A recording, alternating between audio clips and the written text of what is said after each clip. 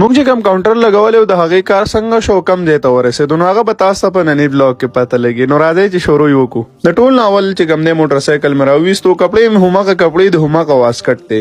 څه وکړو، د جمعې په ورځ مو کپړې اچولې دي خو بیا مو ورته قابو نه کېږي او مصروفیات ډېر زیات سیوا دي. نو موټر سایکل مې راوویستو، زاید مې هم د ځان سره کړو، مې راځه چې روان شو د بازار په مخ. خیر د دامان نه چې راووتو د اوار روډ ته شو نو بیا مې ریکارډینګ سټارټ کولې چې په هغه کډو کې ریکارډینګ ډېر زیات ګران و.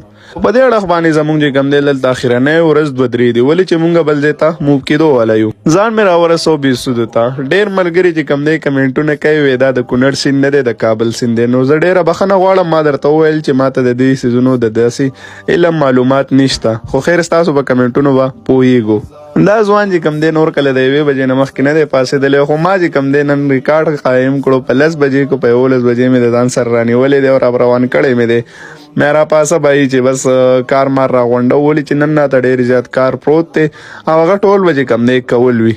نو وخت نه ضایع کولو سره چې کوم دی کاونټر مو راورسو ویلډر له په دې باندې چې کوم دا چت وغیره او دا جوړولو نو دا مو چې کوم دی ویلډر صاحب ته وویل هغه باندې هغه پې خپله نقشه واچوله. نو الوګانو د چپسو دپاره چې کومه پتیلی وه نو د هغې لاندې هم چوله سیټ کول وو. نو هغه به هم چې کوم دی اوس دلته کېږي او دا چې به کوم دی شیشو والا استاذ راورسېدو.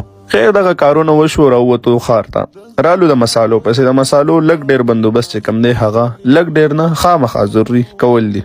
مسالې مو راواغېستې خو په برېډ پسې کم چې د شورمې برګر برېډ وي نو د هغې پسې مو ټول بازار پره کړو. دومره ستړي کړو چې څه وایم. بیا مجبورن مو په یو ځای کې ګران نه واغسته خو د ضرورت مطابق مو راواغستل.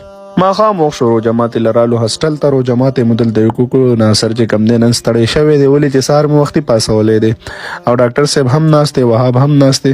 مې روجمات یې وکړې چې بیا کار ته وځو، کار راغونډ. ډاکټر وقار صاحب د هغه د محنت چې کوم دی دغه نتیجه راله چې مونږ ته لیټونه ټول برابر شو، رڼاګانې راته ولګېدې. چرګ مې پخلي ته کړو، مشران ټول راغونډ شو، دوا یې وکړه. وقار صاحب ورته دواګانې وکړې او نور چې کوم دی لاسونه پې چوت کړل. ټول یې په امنو الله تعالی دې وکړي چې دا زموږ دپاره د هغه وخت تېرولو یو ذریعه وګرځي.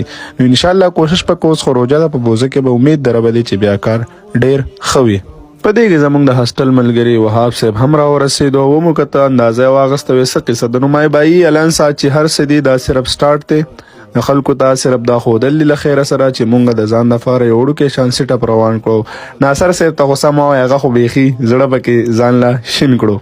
خیر څونه ملګري راغلي زموږ د هاسټل نو زما د زړه دپاره ټولو چې کوم دی د خپل وس مطابق هر سړي ځان له یو شورمه اډر کړه. زه پوهېږم چې روجه ده، ښار کې ګڼه ګوڼه نه وي، رش و بیړ نه وي، نو انشاءالله اختر شي یا سیزن چې کوم دی نو روبوزې ته واوړي له خیره سره هر څه به سم شي ستاسو په مینه او په سپورټ. اوس په ډېر ملګري دا خبره کوي چې ته خو د سوشل میډیا انفلوئنسر یې، تاسو ته دې څیزونو څه ضرورت دی. نو وروره داسې قصه ده چې سوشل میډیا موږ له دومره ارنینګ نه راکوي یا دا دومره څه موږ ته نه میلاویږي چې په هغې باندې زموږ خپل ضروریات پوره شي. نو خامخا یا څه سایډ بزنس څه پارټ ټایم جاب به ته خامخا کې او سوشل میډیا له به خپل وخت ورکې د خپل کنټینټ کریشن دپاره. نو الله دې پکې شورما برګر خو به تاسو هر ځای خورئ، خو که زما د لاس شورما برګر خوړل غواړئ نو تاسو به راځئ سیتامې د اوزې پلازې سره او بیا د کندوز کباب ته چې کوم دی په دې بل اړخ باندې بالکل مخامخ AFR په نوم باندې د دغه ریسټورنټ مخې ته دا کاونټر دی. زموږ سره نور هم په ریسټورنټ کې پرس که تاسو د کوزې پښتونخوا او د چی شوقین یې نو تاسو به دلته کې ښکلی سپیشل چای هم میلاویږي. نو امید دی چې تاسو ټول ته به دا ویډیو د غږ در رسي او چې څومره هم کتونکي که پرس که اوس نشئ نو انشاءالله په بوزه کې به بیا پول سرویس وي د سهار نه تر ماسخوتنه پورې. خو الان ساعت به مونږ ګورو که سیزن یا کار ښه او صحیح ده، که نه نو بیا به دا مونږ بنده و انشاءالله په بوزه کې به خپل کار شروع کوو. نو 13 بجې شوې، هر څه مرابند کړه، د کور پله مو چې کوم دی اراده وکړه د تلو. نو که پرس که دا ویډیو تاسو در رسېدلی وي خپل مینه محبت شو کوئ، پیلاوي ګو بله ویډیو کې د لوی الله فامان.